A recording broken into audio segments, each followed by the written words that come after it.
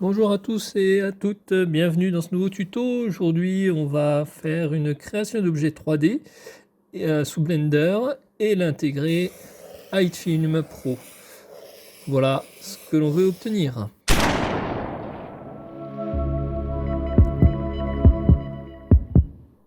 Allez, c'est parti. Donc on se retrouve sous Blender. Dans un nouveau projet, on va supprimer le cube. Et on va rajouter un mesh de type cylindre. On va changer le nombre de vertices. On va lui en mettre 12. On va le réduire et l'allonger.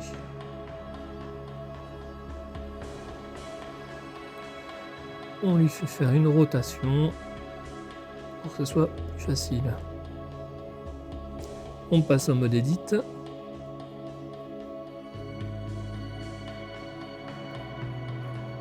On va sélectionner les vertices là et on va faire un extrude et un autre suivi d'un scale de façon à faire la pointe.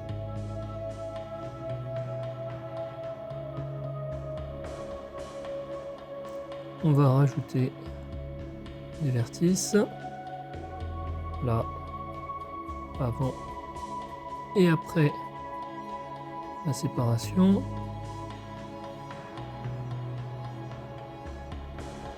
On va prendre le bout du crayon, on va refaire un extrude, on va faire un biseau,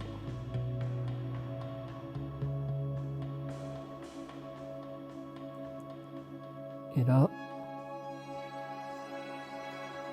on va tout simplement faire un scale avec le S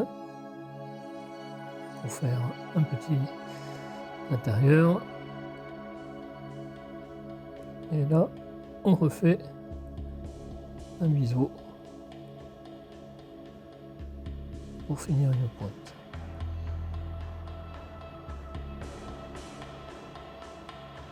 Voilà notre stylo.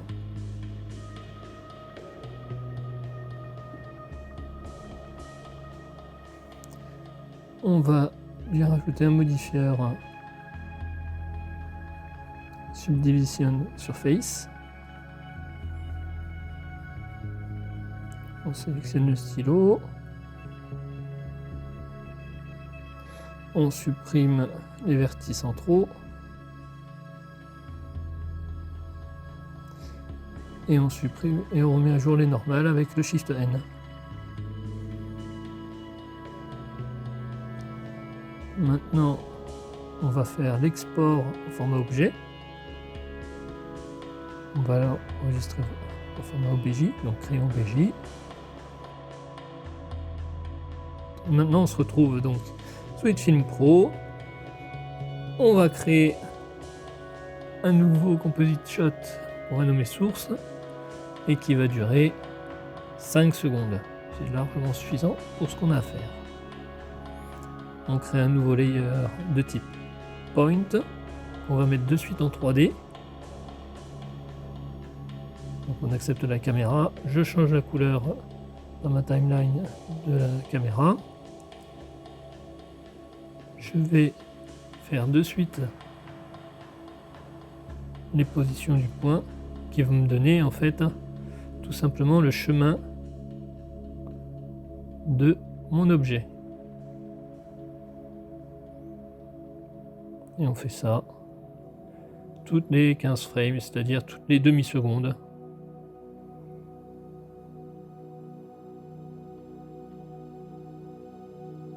Voilà. Maintenant, je vais importer mon objet 3D, mon crayon OBJ. Voilà, il est là. On peut le tourner. On va y changer la couleur. Donc on diffuse color. Voilà.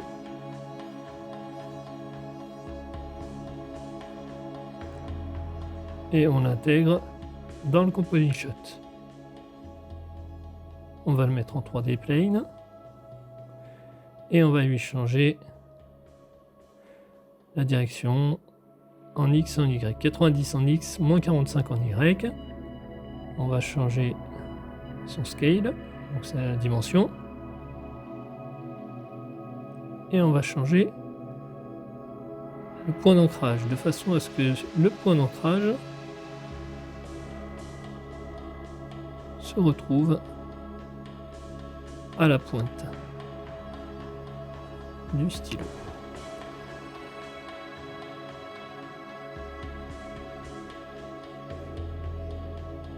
À peu près comme ça.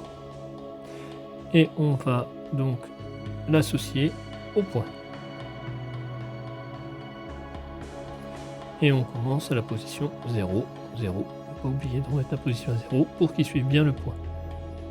On voit qu'il suit à peu près le point. Impeccable. On se met pas au début. Voilà, je le rectifie un petit peu.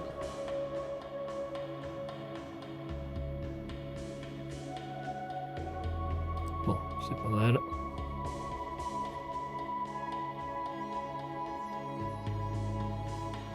Ok.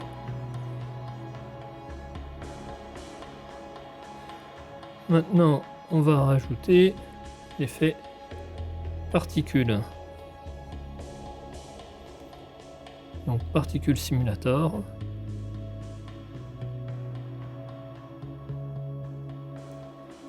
On va dans les contrôles de Particle Simulator, émetteur. On va changer le shape, on va lui dire de suivre le point. On va dans Particle System.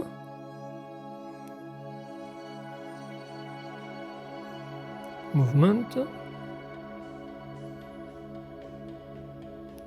On descend le speed. On augmente le temps. Bon, le speed, il faut le mettre à 0 parce que sinon, il n'y a rien qui se passe. Voilà, donc on voit une traînée. Impeccable. Et bien, ça suit bien le stylo.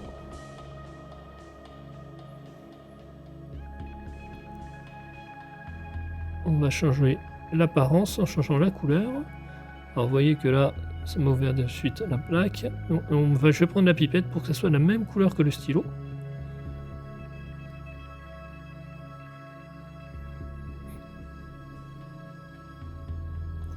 Maintenant, je resélectionne mon crayon.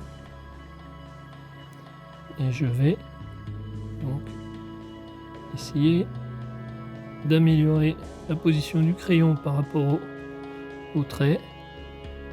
Et voilà. Le trait apparaît bien au niveau du crayon.